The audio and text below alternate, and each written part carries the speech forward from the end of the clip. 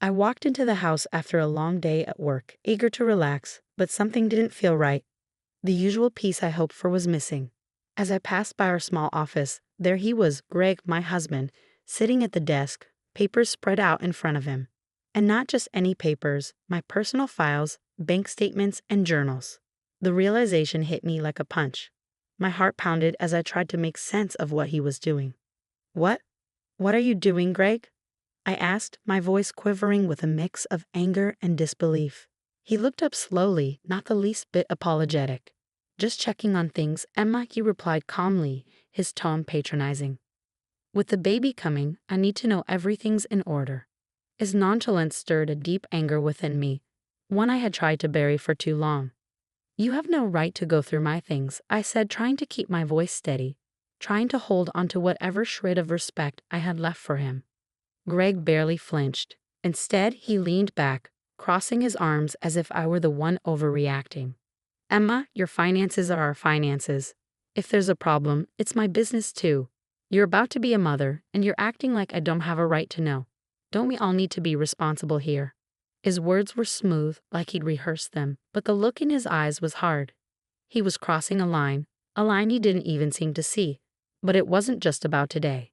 This was about the months I'd spent watching Greg and his mother, Susan, slowly take control of my life, invading my personal space, my decisions, and even my thoughts. That evening, I couldn't sleep. I tossed and turned, Greg snoring peacefully beside me, while my mind raced, replaying our conversation and every red flag I'd ignored. Since the moment Susan had moved in temporarily to help with the pregnancy, my life had felt like a tightrope walk. And yet, in every decision, Greg sided with her. If I wanted space, she needed to help. If I expressed a preference, I was being difficult. My wants and needs became secondary, and then, it seemed, they became invisible. The next day, I confided in my best friend, Rachel. We met at our usual coffee shop, a place where I felt like I could breathe. Rachel listened carefully, her eyes widening as I poured out everything I'd been holding back. The constant belittling, the passive-aggressive comments from Susan, the feeling of being trapped in my own home. Emma, she said finally, her voice soft but firm, you don't have to keep living like this. You're not alone. You deserve so much better than this. You deserve to be happy. Her words struck me, and a knot I hadn't realized was there loosened just a little. Rachel was right.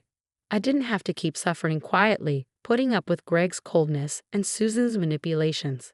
That day, for the first time, I allowed myself to imagine a life without them.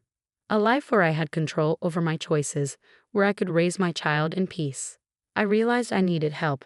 I needed to find a lawyer and get my life back. A few days later, I walked into the office of a family attorney named Ben. The room was warm, filled with light from large windows, and the air felt calm and inviting. Ben looked to be in his mid-40s, with a kind smile and a reassuring presence. I felt a glimmer of hope as I sat across from him and explained my situation. I feel like I'm constantly being watched, I said, my voice breaking as I described Susan's overbearing presence, Greg's constant siding with her, and how they both managed to isolate me from friends and family. It's like they're trying to erase me. Ben listened intently, nodding with understanding. When I finished, he leaned forward. Emma, you're very brave for coming here today, he said. You're taking a necessary step for your well-being and your child's. But be prepared. Standing up to them won't be easy. They'll likely fight this. I'm ready, I replied, and in that moment, I meant it. I can't keep living like this. In the following weeks, Rachel helped me gather documents and create a plan. Each piece of evidence, every journal entry, every carefully saved message felt like a piece of armor. There were nights when I felt like I couldn't go on, when the weight of my decision threatened to pull me under. But each time, I thought of my future, and I thought of my baby. One night, I sat down with my parents and told them everything. They had sensed something was wrong, but they hadn't known the extent. Their support was unwavering, and the pride in my father's eyes as he told me, "You're stronger than you know," Emma, gave me the resolve I needed. Finally, the day of the hearing arrived. I barely slept, my stomach a bundle of nerves as I walked into the courthouse with Rachel and Ben beside me. The waiting area was filled with people, all facing their own battles. I tried to steady my breathing, reminding myself that this was my fight for freedom, for my life back. Greg and Susan were already seated when I entered the courtroom. Greg's face was hard, expressionless, while Susan's gaze was cold and sharp, her eyes calculating. She looked at me as though I were a stranger, but that's exactly what I'd become to her. I wasn't the submissive woman she wanted me to be. Ben leaned over and whispered, "Remember, Emma, you're here to tell your story, to claim back what's yours." I took a deep breath, feeling my strength return. I was ready. When it was my turn to speak, I walked to the stand, my legs trembling but my mind sharp. I took a deep breath and started from the beginning. I married Greg because I loved him, and I thought we could build a life together. But things changed, I said, my voice steady. His mother moved in without asking me. Suddenly, every decision I made seemed to be a problem. I was treated like an outsider in my own home. The words came easier now, and I continued, describing the feeling of being pushed aside, of constantly being watched, of having every choice questioned and overruled. I shared how Susan would criticize every decision I made, how Greg would defend her no matter what, and how I'd been locked out of my own life. The judge listened intently, her gaze focused and empathetic. "This isn't just about a house or a marriage," I said, fighting back tears. "It's about the right to live freely and to raise my child in a home where I'm respected, where I'm safe." Greg's lawyer presented his side, painting me as overly sensitive, accusing me of trying to separate Greg from his family. They claimed Susan was only trying to help. But when I looked at the judge, I saw that she was listening, really listening to my words. She could see through their words, and that knowledge gave me strength. That night, just as I was beginning to feel some hope, Ben called. "Emma, we need to meet," he said, his voice serious. "Greg and Susan are planning to claim you're emotionally unstable. They're trying to prove you're unfit to be a mother." I felt anger rise within me, hot and unyielding. "They're lying. I've done everything to hold this family together, and they're the ones tearing it apart." Ben nodded. "We'll gather more evidence. Their claims are desperate, and the judge will see that. But be prepared. They won't back down easily." Over the next few days, Rachel and I worked late into the night, gathering more proof.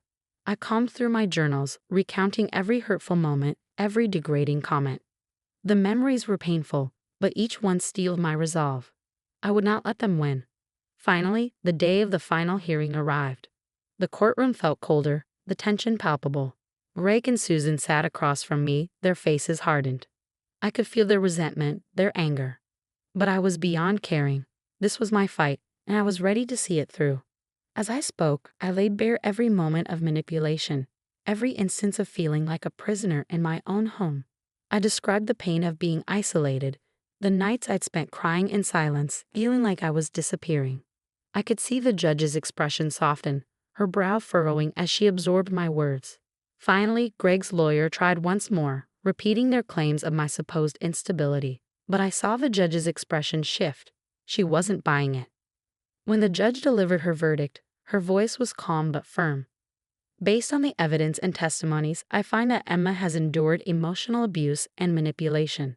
I am granting her full custody of her child and sole ownership of the home." The relief washed over me, so powerful I thought I might collapse. I'd won. I was free. In the weeks that followed, I moved back into my house, my true home, and started redecorating, reclaiming my space. Every brushstroke of paint, every new piece of furniture felt like a step forward, a small victory in rebuilding my life. And as I stood in what was now my baby's nursery, looking out the window with my hand on my growing belly, I whispered a promise to my child. "You'll grow up in a home filled with love and respect, a home where you can be anything you want to be." I knew my journey wasn't over, but I'd finally taken control. I was no longer lost. I was finally, truly free.